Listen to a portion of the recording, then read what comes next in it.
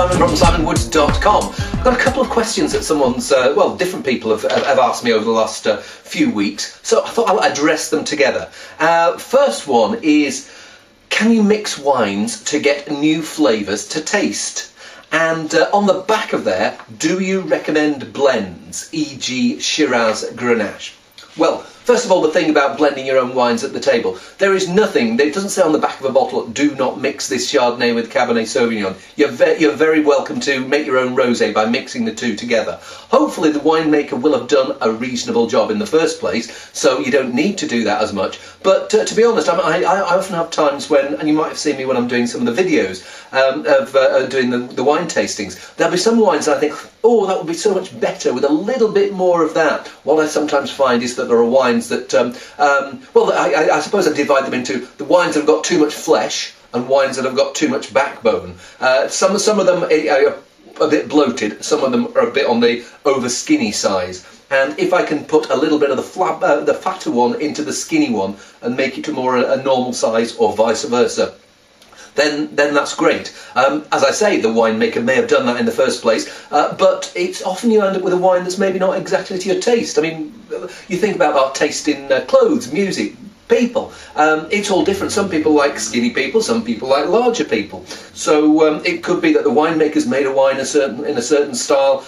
If you think you could improve on it and you've got something that makes it more to your taste, by all means give it a go. Don't be afraid of that. It's fermented grape juice. Let's not get precious about that. Then you get onto that thing about, do you recommend blends? And he says, Shiraz, Grenache.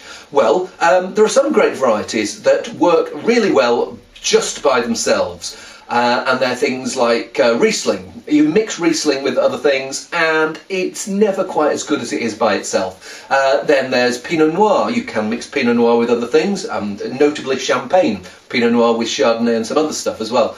But if you want to make a normal red table wine, Pinot Noir by itself is the bee's knees. Nebbiolo in the grape of Barolo and Barbaresco. The weird thing about Nebbiolo is it does work. It works brilliantly by itself. I'd say its best role is by itself. But you blend it with other things, such as they do in the area, like Barbera, and you get a more friendly wine. Not a more complex wine, certainly, but sometimes those blends can work really nicely. So Nebbiolo maybe not quite the same as Pinot Noir and Riesling. I'd say the same with Sauvignon Blanc.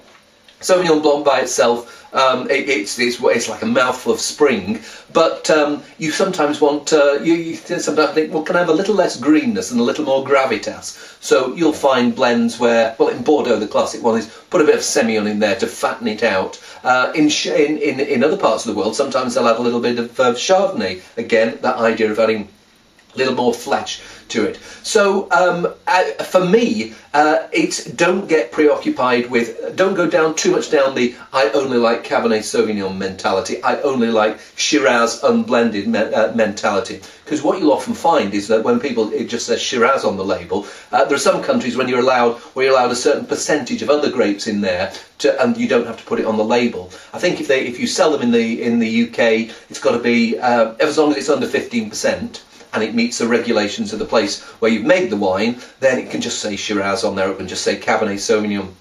But even with that, if it is 100% Shiraz, what you'll often find is that you'll find a bit about the vineyards where the grapes are from, and there'll be a cool vineyard and there'll be a warm vineyard, and you'll blend the two together. And it's the same idea of blending other grape varieties. Hopefully, it's like putting a recipe together. There are some, if you've got something like well, just simple steak and chips. If you've got a decent steak, lovely ribeye, you don't really need to add too much to it. Maybe you'll put a little bit of sauce on the side, but it's just as if you cook it well, it should be juicy enough by itself. Just have it like that. But then there are other dishes. Paella. I mean, it's almost like how many different things can you get in a pan together? Doesn't mean that one is better than the other, they're just different. So get used to the idea of blends. I love the idea of people blending things in order to yeah, to fill in the gaps that nature didn't provide in the first place. As I say, some grapes brilliant by themselves. Some grapes for me, they need blending. I'd almost put Cabernet Sauvignon in that category. In Bordeaux, the classic blending partners, Merlot, Cabernet Franc. In Australia, they use Shiraz. Other grape varieties, Touriga Nacional, Portugal's probably most famous grape variety. For me, it works well by itself, but it's usually better when it's got other things in there to yeah, to fill in a few of the gaps. Chile has Carmenere, and again, I think Carmenere by itself can be very interesting, but it reminds me a bit of a drum solo. It's very intense, and you sort of think, well, can we have something else as well? So put a bit of Merlot, put a bit of Cabernet Sauvignon in there, and you get a more complete wine. And hopefully that's the idea of making wine. You make it as complete as possible. And so yeah, there's absolutely nothing wrong with blends. Get used to the idea of blends, because if you just go around it, I like this particular grape variety, then all you're going to do is go around the shop shelves and say, who can provide me Cabernet Sauvignon at the cheapest price? What you need to do is almost like get used to thinking about region and grape variety at the same time, because one Cabernet Sauvignon from this part of the world tastes completely different, not completely different, but distinctively different from one from here. So get used to, at the same time as you're getting used to your grape varieties, get used to your regions and get used to your blends as well. Long-winded answer, but I think we got there. If we didn't, drop me a line. See you soon.